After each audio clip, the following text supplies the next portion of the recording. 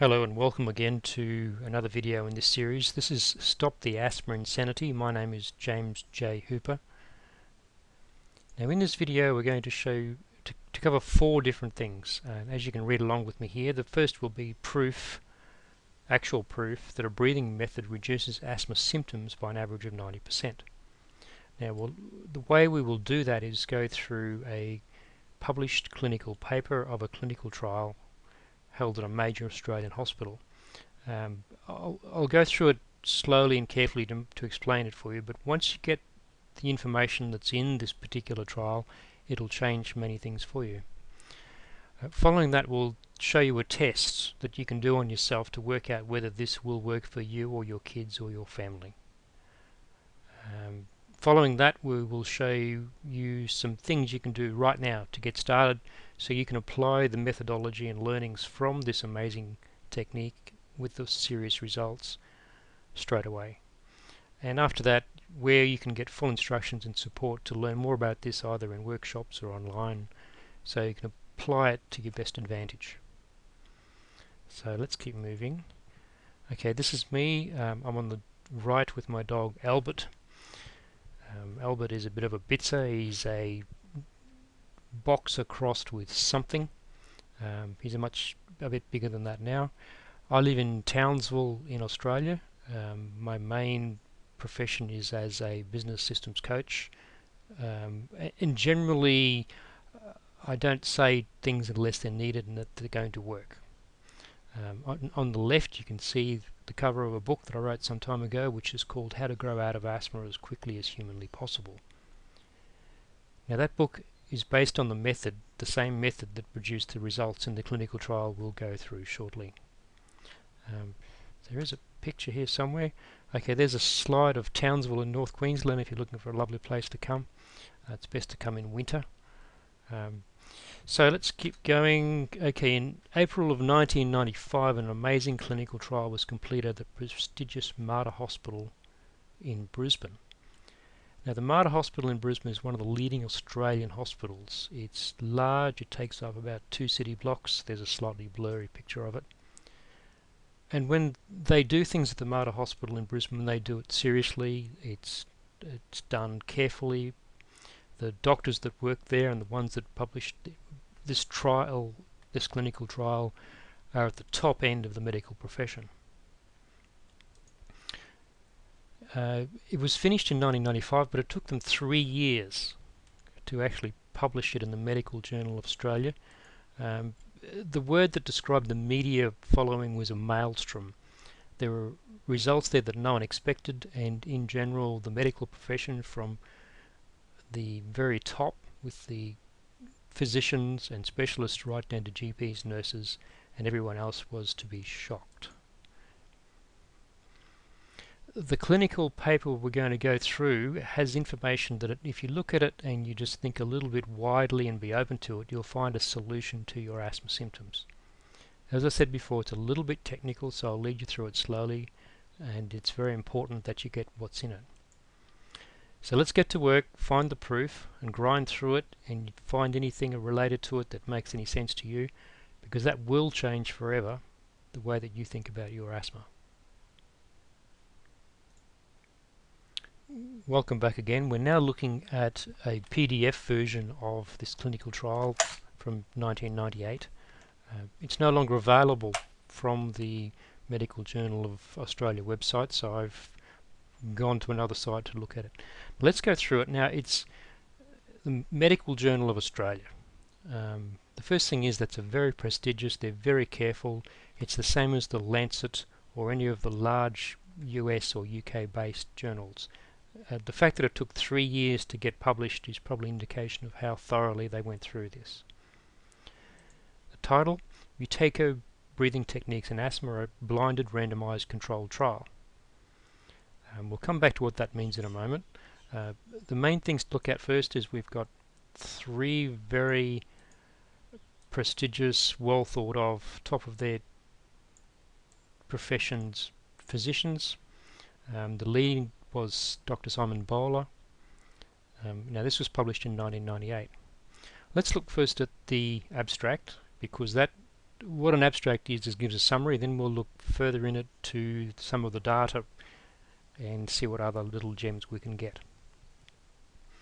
So this was designed to evaluate the effect of the Buteyko breathing techniques.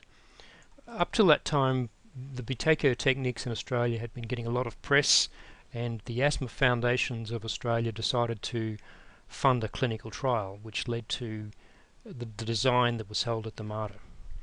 Now, the way that it was done is that they took two groups. They took 39 people with asthma, and they taught one the Buteyko method, one group the Buteyko method, and the other they taught pretty much standard asthma education. The subjects ranged in age from 12 to 70, and they all had significant asthma and substantial medication use. In terms of the outcomes of the trials, the medication use was measured by the peak flow, the FEV1, end-tidal CO2, resting minute volume, and quality of life measured at 3 months. Now the main things I want to see here, there's technical things here. I don't really care about the peak flow meter or the FEV1, and we can talk about that another time. The main things that I want to talk about here is at 3 months, the BBT, that's the Buteyko breathing group, had a median reduction in daily beta-2 agonist dose of 904 micrograms.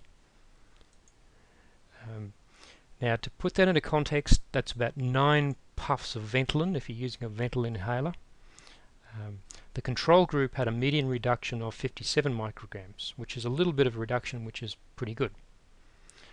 Now, as well as that, the daily inhaled steroid dose fell 49% for the Buteyko group and 0 for the control group. So what I'm saying to you now is that a group of asthmatics was divided into 2 separate groups. One was taught this method and the other was taught standard asthma education. In one group, the need for daily beta agonist doses, which is your relief medication, fell by 904 micrograms, which we'll see later is just on 90% reduction in their average Ventolin or Bricanol or whatever kind of relief medication you use. As well as that, that group also dropped their steroids by 49%. And the other group essentially had a little improvement in terms of their puffer use and no change whatsoever in their daily inhaled steroid. Now it goes through here. Now there is one thing I will show here. Now there's a thing here called the minute volume. The minute volume is the volume of air that you breathe in a minute. Pretty straightforward. Now this was measured in this test, and what did happen is that the minute volume of the Buteyko group fell. I'll say that again. The minute volume, the volume of air breathed per minute in the Buteyko group, the same group that got a 90% reduction in their reliever use and 50% in their steroids, had a decrease in their minute volume. Now I'll keep coming back to that because the minute volume is the key to the whole theory. Now they measured end-tidal CO2, which is nice, but it wasn't significant in this test. So what I'm going to keep coming back to is the fact that these severe asthmatics massively reduced their medication and their inhaled steroids, and there was a trend towards improvement in quality of life for the Buteyko group. So not only did they have decreased medication use of an average of 90% and a 49% decrease in their steroids, they also improved their quality of life. So they weren't having symptoms. So the conclusion from the abstract at this point, right up the start, is that those who use the Buteyko breathing technique reduced their hyperventilation and their use of beta agonists. Plus they reduced their inhaled steroids and had better quality of life. Now the word hyperventilation essentially means that you breathe more air in and out than is required for your body. Now when you reduce your hyperventilation, your minute volume, which is the amount of air you breathe in a minute, decreases. So essentially the main things that happened in this test, apart from the decreased symptoms and relief medication use and reduced steroid, was that these people reduced their hyperventilation, which showed up as a reduction in their minute volume. So let's have a closer look at some more details of this particular study. But even now, right from the just looking at the abstract, you can see what I'm talking about in terms of something about asthma that you most likely didn't know. You most likely didn't know that a reduced minute volume could be associated with a 90% decrease in relief medication need, in symptoms, and in inhaled steroids. So let's have a look. So there's a lot of information there, and you can read this whenever you like, but let's just see how they first designed the trial. So the first thing was they recruited 170 subjects and screened them. After run-in, which is where they get things square so they can have reasonable comparisons, they eventually ended up with 39 subjects. 29 were in the control group, they were the ones just taught normal standard asthma education, and 19 subjects went into the Buteyko breathing technique group. Now, each of them had training, one by a control therapist, physiotherapist, and the Buteyko group had Buteyko training from an instructor. And this continued until the final 3 months. Other details is they kept diary cards for scoring symptoms and for recording their peak flow and medication use. So at the end of run-in there were two groups, Buteyko and control. They were very similar, in fact they were statistically the same. The two things I'll point out here will be, in the Buteyko group was a 943 microgram median daily, which is average daily adjusted relief medication, and their steroid dose here. So Buteyko had 943, which is 9.5 puffs of a Ventolin, and 1500 micrograms of steroids. The control had 843 and 1000 micrograms. Even though these numbers look different, they're significantly similar enough for this to work. The minute volume was 14.0 and 14.2 litres per minute. We'll come back to that. Now, other things were measured, but let's not confuse the issue here. Now, as we go through,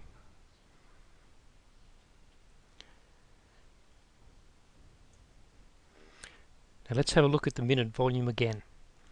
Now, normal subjects, which are, just to confuse things, people in neither group, people with no asthma, had a mean or average minute volume of 11.9 litres per minute.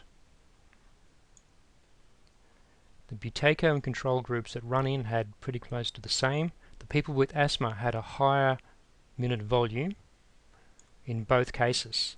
So people with asthma are clearly recorded here as having a higher minute volume.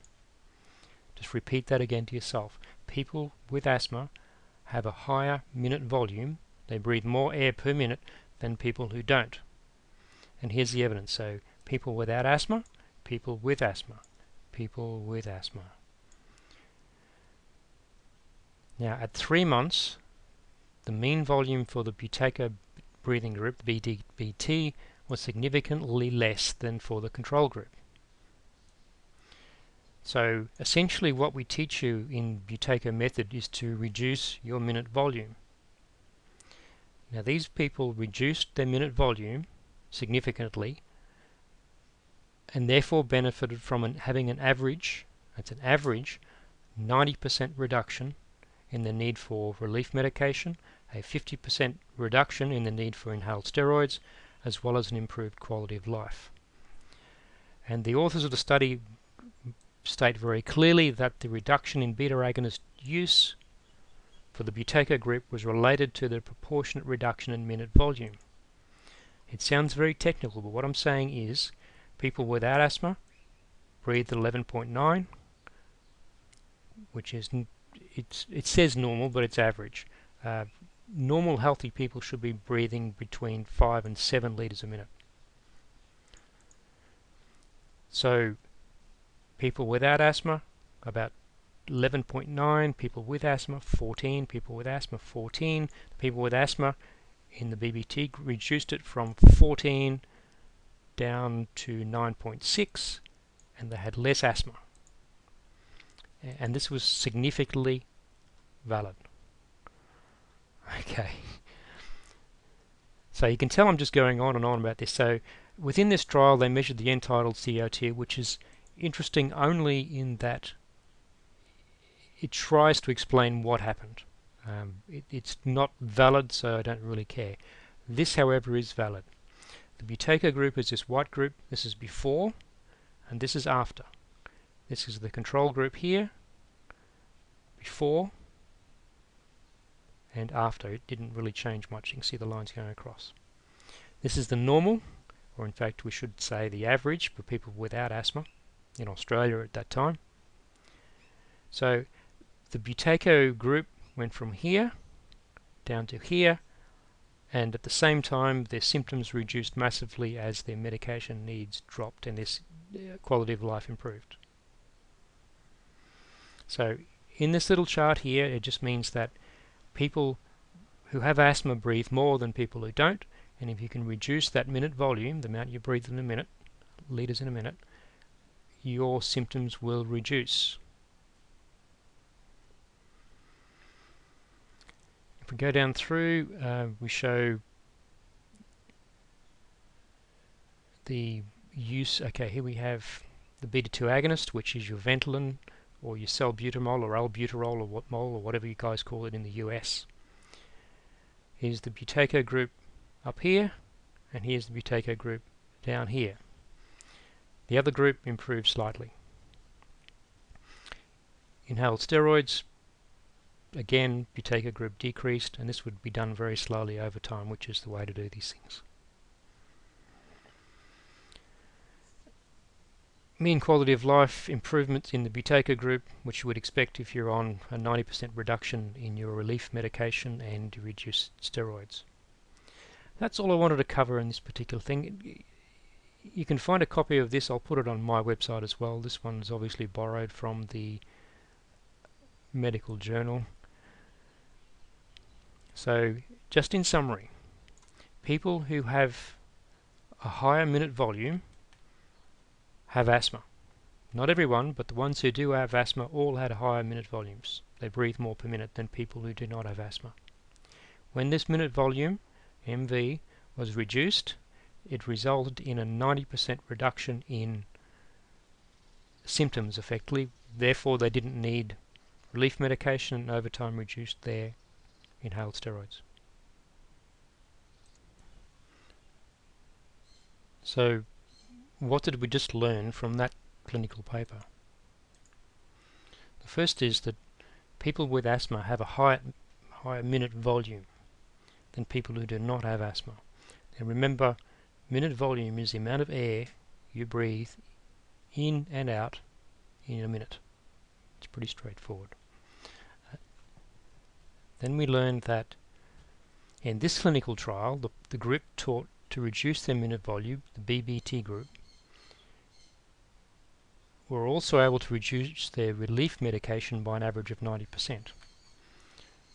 That's a fairly dramatic thing to say. The group taught to reduce their minute volume were able to reduce relief medication by an average of 90%. That same group also reduced their steroids, their inhaled steroids, by an average of 49% at 3 months, and had improved quality of life scores. The control group, the ones that weren't taught to reduce their minute volume, kept the same minute volume and kept the same level of asthma symptoms. So one conclusion, learning to reduce your minute volume might dramatically reduce your asthma symptoms, and therefore your need for asthma drugs.